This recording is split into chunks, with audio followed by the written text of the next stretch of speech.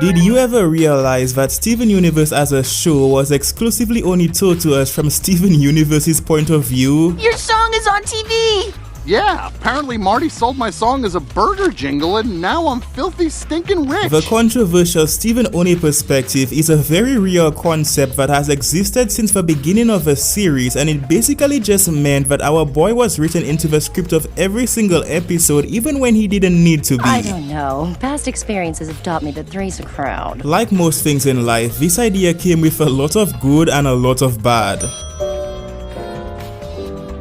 For those of us who watched this show as a kid, being forcefully linked to Steven ever since he was 12 not only gave us the opportunity to grow up with him, I'm sorry you had to be around me. Dad! but we'd also get the chance to understand how his mind truly worked in a way that no other show had been able to pull off before.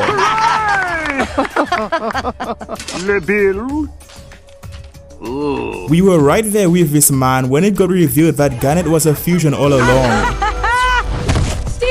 We were able to fully understand Steven when he would begin to call out Garnet and Pearl for continuing to not answer his gem-related questions, despite the fact that one of them didn't know anything and the other one literally couldn't. What about what I want? I'm sick of everyone lying to me! He's out of line, but he's right. We were right there when Steven would inevitably start to lose himself after he'd managed to help everyone else around him. I'm a universe! But still, despite all of the pros, when you actually think about it, did the series really need to implement the Steven-only perspective in order for them to pull any of this stuff off? Because I'd argue that it didn't. I'm fine! I think that we should all be able to agree that Steven Universe isn't the first show in existence to feature a young, relatable protagonist that would grow up with their audience. Now it's like, I'm different. You're a beautiful flower and I love to watch you grow. And every other show with a young, relatable protagonist didn't choose to apply an arbitrary restriction to the way that they'd be able to write their episodes. I love to plan. Hey! What's a plan? I'm going to be honest, the Steven-only perspective only works if Steven is your favorite character, because if anyone else is your favorite character, which they most likely are, you'd have to get comfortable with missing out on a ton of their unique storylines. Rose could regulate the speed of her descent. Yeah, and she could control how fast she fell.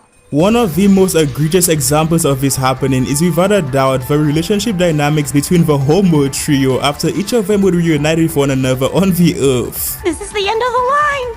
You really weren't kidding. Malachite would come undone during the season 3 premiere titled Super Watermelon Island, which naturally led to the return of Lapis and Jasper. In short, Malachite was confirmed to have been written to be the representation of an abusive relationship, which was admittedly extremely interesting. I mean, how could it not be? That's not it. I miss her. What? Despite this fact, besides the episode that formally introduced us to the reality behind the formation of Malachite, Lapis and Jasper would weirdly never get the chance to talk to each other about this era of their lives. I thought I was a brute, but you're a monster. Or maybe they did, but we just don't know because Steven wasn't stalking them enough for us to find out.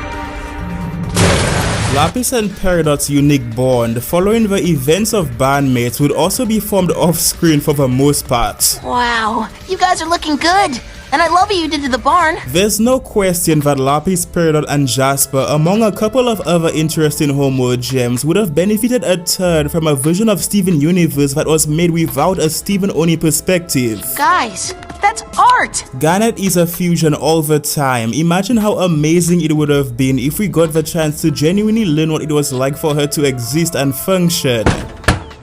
Mother Onion, open up! Especially after she began to lose faith in her future vision during the season 5 episode titled Pool Hopping. I don't know anything anymore.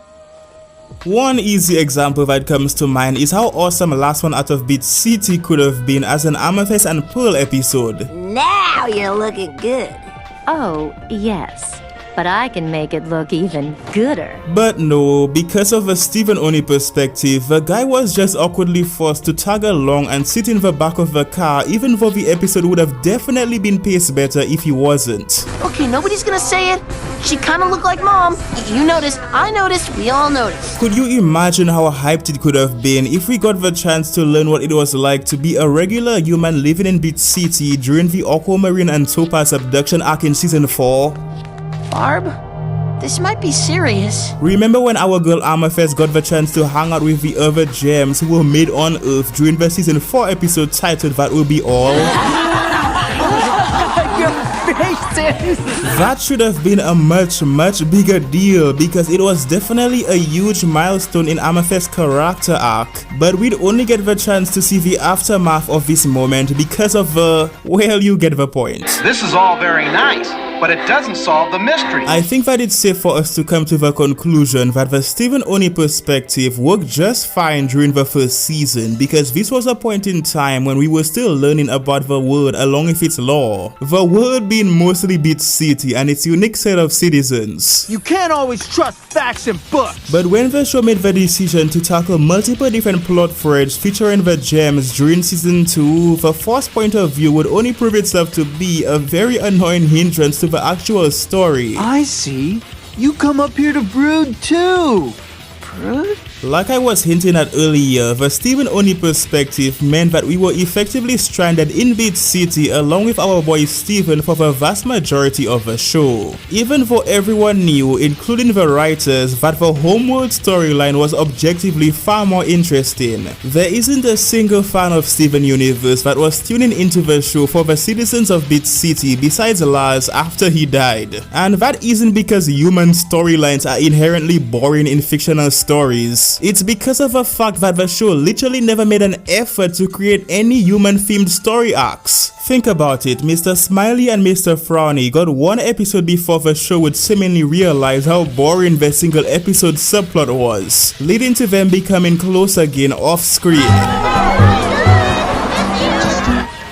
Yes. The citizens of Beat City didn't have any storylines that felt like they were worth getting excited for, which is why there weren't any big story arcs based on their storylines, and it's really unfortunate because I feel like all of this could have been easily avoided. Lars, Sadie and Ronaldo had this surprisingly well written and fun love triangle built up around them that was revealed during the season 1 episode titled Horror Club, and while it was an admittedly really compelling addition to the show, as I'm sure that you've noticed, this love triangle wouldn't get brought up again after the episode that it was introduced in, which doesn't make any sense. Mayor Dewey is not only heavily tied to Rose Quartz, but the guy was also related to the founder of Beat City. We could have gotten some really fun episodes with the guy trying to live up to his family's legacy or uncovering some of his ancestors' biggest secrets, if the Stephen Oni perspective didn't exist, that is. Even though Steven Universe was forced to rush its ending, the series would still get the chance to tell the story that it wanted to tell. I just wish that we could have gotten the chance to experience that gripping story from the perspective of some of the other iconic characters as well.